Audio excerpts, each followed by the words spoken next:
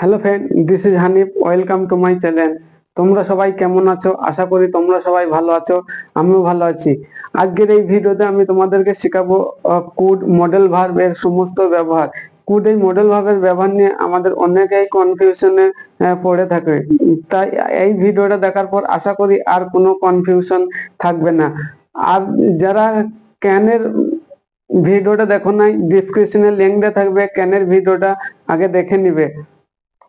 আর যারা এই আমার চ্যানেলে আগে নতুন এসছো, প্লিজ চ্যানেলটা সাবস্ক্রাইব করে দিবে। আমি যখনই ভিডিও আপলোড করব সর্বপ্রথম লিংক তোমাদের কাছেই পৌঁছাবে। এসব দেরি না করে ভিডিও শুরু করি। আমাদের এই ক্যানের ব্যবহার আগে জানতে হবে। কুডের ব্যবহার জানার আগে না না কোথাও ক্যান ব্যবহার হয় এবং কোথাও কুড ব্যবহার হয় এবং কোথাও ক্যান এবং কুড একই সেন্টেন্সে ব্যবহৃত হয়। আমাদের প্রেজেন্টের এবিলিটির ক্ষেত্রে ক্যানের ব্যবহার করে থাকি এবং কুডের ব্যবহার করে থাকি পাস্ট এবিলিটির ক্ষেত্রে। আবার এমন এমন সেন্টেন্স আছে যেখানে ক্যান এবং কুড দুটোরই ব্যবহার করে আমরা সেন্টেন্স তৈরি করতে পারি। এসব প্রথমে আমরা ক্যানের প্রেজেন্টের এবিলিটির এক্সাম্পল দেখি। সে যে কোনো সিচুয়েশনে ইংরেজিতে সাবলীল ভাবে কথা বলতে পারে। He can speak in English fluently any situation. সে নদীতে সাঁতার কাটতে পারে। He can swim in the river. এসো এবার আমরা দেখি কুডের ব্যবহার অতীতের সমর্থ বা পাস্টের সমর্থ অর্থে। আমি ইংরেজিতে কথা বলতে পারতাম। I could speaking English. সে কাজটি করতে পারত। He could do the work. এই ছিল আমাদের পাস্টের এবিলিটি ক্ষেত্রে কুডের ব্যবহার। এবারে দেখি ক্যানে এবং কুড দুটোই ব্যবহার করা যায় এরকম, সেটা যেটা পাস্টেও প্রেজেন্টে বলা যেতে পারে ক্যানের জায়গায় কুডেরও ব্যবহার।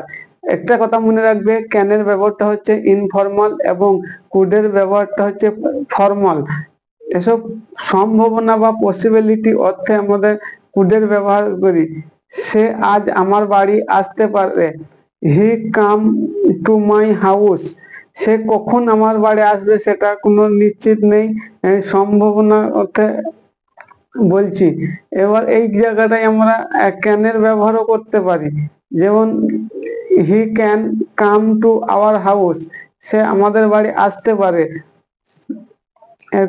আরেকটা এক্সাম্পল দেখো, ইট কুড রেন টুডে। আজ বৃষ্টি হতে পারে। এই ক্ষেত্রেও আমরা কুডের জায়গায় ক্যান ব্যবহার করে সেন্টেন্সটা বলতে পারি।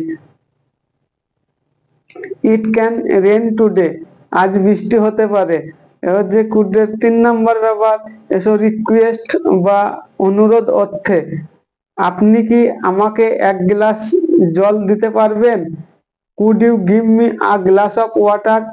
কিন্তু এই সেন্টেন্সটা আমরা কুডের জায়গায় ক্যান দিয়ে বলতে পারি। Can you give me a glass of water.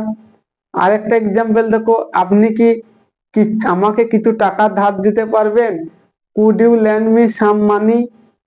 এই ক্ষেত্রেও আমরা কুডের জায়গায় ক্যান দিয়ে সেন্টেন্সটা বলতে পারি। দেখো, can you lend me some money.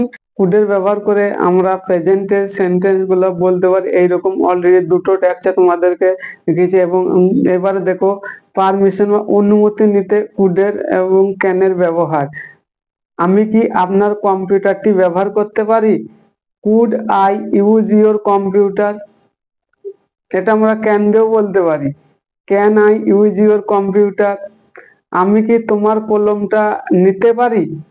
Could I get your pen. এই সেন্টেন্সটা আমরা ক্যান দিয়েও বলতে পারি। Can I get your pen. এইবারে আমরা দেখব পারমিশন দিতে কুডের এবং ক্যানের ব্যবহার। তুমি আমার মোবাইলটা ব্যবহার করতে পারো।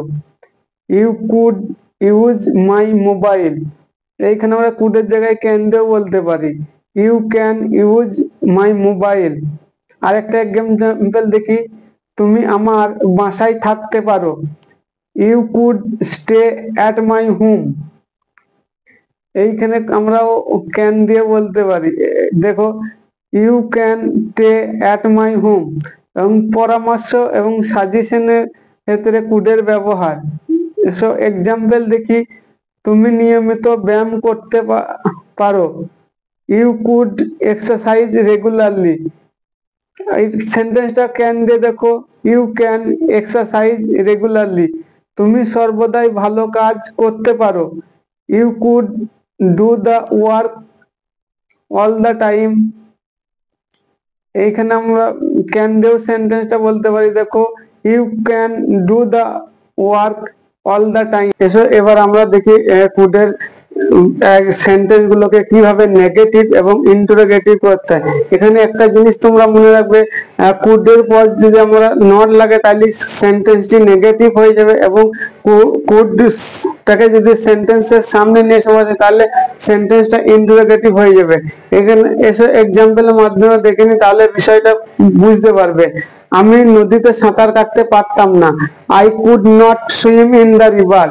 সে ফুটবল খেলতে পারতো না, he could not play football. এবার আমরা ইন্টারোগেটিভ করে দেখব, আমি কি নদীতে সাঁতার কাটতে পারতাম, could I swim in the river. সে কি ফুটবল খেলতে পারতো, কুড হি প্লে ফুটবল। এবার আমরা দেখব কুড নট বাট বা কুড নট হেল্প এর ব্যবহার।